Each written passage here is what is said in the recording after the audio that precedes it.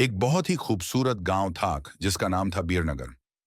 यहाँ सभी लोग बहुत खुशी खुशी से रहा करते थे।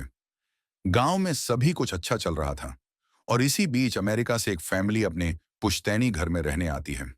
उस परिवार में पति पत्नी और उनका छोटा सा बेटा थे। सब कुछ ठीक चल रहा था, लेकिन अचानक एक दिन इस परिवार के बच्चे की तबीयत अचानक बिगड़ने लगती है।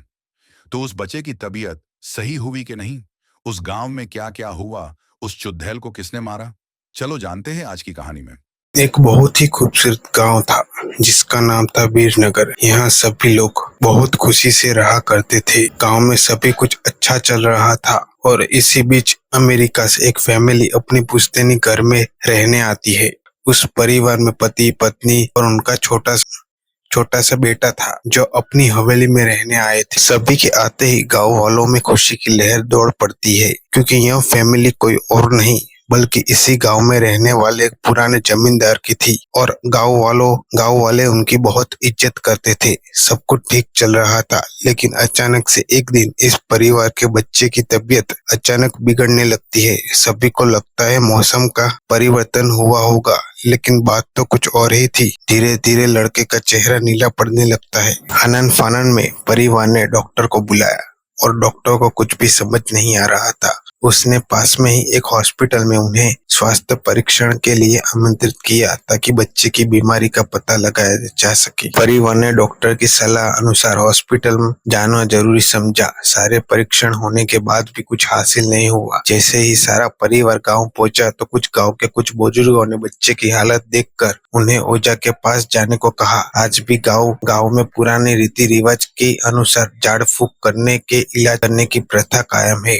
परिवार सभी सदस्य बच्चे को लिए ओझा के पास भी जाने के लिए तैयार हो गए। गांव के पास ही एक पहाड़ी है, वहां पर एक बाबा रहते थे जो कि काली विद्या में माहिर थे। जैसे ही उनके आश्रम की सीढ़ियों में वह बच्चा अपने परिवार के साथ पहुंचा तो ओझा जोर जोर से चिल्लाने लगा, तू क्यों आई है? इतने वर्षों के बाद भी तेरा बदला शांत नहीं हुआ। यह सब सुनकर बच्चे के माता पिता और गांव वाले दहशत में आ गए। उन्हें समझ नहीं आया कि बाबा को इतना क्यों क्रोध आ रहा है, जबकि उन्हें अभी तक कोई बात नहीं बताई गई। लेकिन बाबा तो काली माया में पारंगत थे, इस वजह से उन्हें रूहानी ताकतों को पहचानना आता था। सभी लोगों ने आश्रम में प्रवेश किया, लेकिन बाबा ने केवल उस बच्चे को पास आने को कहा। बच्चे की हालत बहुत ही खराब थी। उसकी आंखें लाल हो चुकी थी, उसका शरीर नीला दिखाई पड़ रहा था और उसके शरीर का तापमान आम बुखार से कहीं ज्यादा था। ओझा ने विभूति उठाकर बच्चे के मुंह पर फेंका। बच्चा जमीन पर लेट गया और जोर जोर से हाथ पैर हिलाने लगा। किसी को कुछ नहीं समझ आ रहा था कि बच्चे की विभूति से क्या चमत्कार हुआ।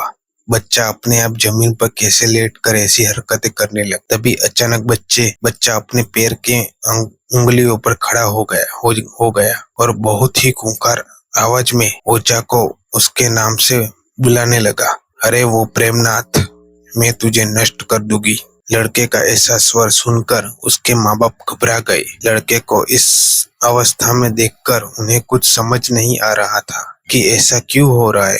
तभी ओझा ने एक मंत्र पढ़कर बच्चे को अपने काबू में किया। सारे गांव वाले ओझा से पूछने लगे, बाबा ये सब क्या हो रहा है? यह बच्चा ऐसा क्यों कर रहा है? तभी ओझा ने बताया, इसके अंदर कोई चुड़ैल आ चुकी है जो कि आज 10 साल पहले चोरी के आरोप में जिंदा जला दी गई थी। उसे ऐसी सजा देने वाले और कोई नहीं बल्कि इसी बच्चे के दादाजी थे, और वह चुड़ैल अपना बदला लेने के लिए आई है, क्योंकि वह गर्भवती अवस्था में जिंदा जल गई थी। उसकी कोख में पल रहा मासूम बच्चा भी जल गया। इसी वजह से वह उस वंश के बच्चे को दर्दनाक मौत देना चाहती है ताकि उसका बदला पूरा हो सके। ये सारी कहानी जानने के बाद उसका परिवार वाले ने ओझा के सामने गिड़गिड़ाने लगे और अपने बच्चे की जान की भीख मांगने लगे। तभी ओझा ने अपनी घोर तपस्या शक्ति से और मंत्रों के उच्चारण से उस चुड़ैल को मासूम बच्चे के शरीर से बाहर निकल दिया और कुछ ही क्षणों में बच्चा सामान्य हो गया। सभी को लगा ये सब हमेशा के लिए ठीक हो गया, लेकिन यह तो शुरुआत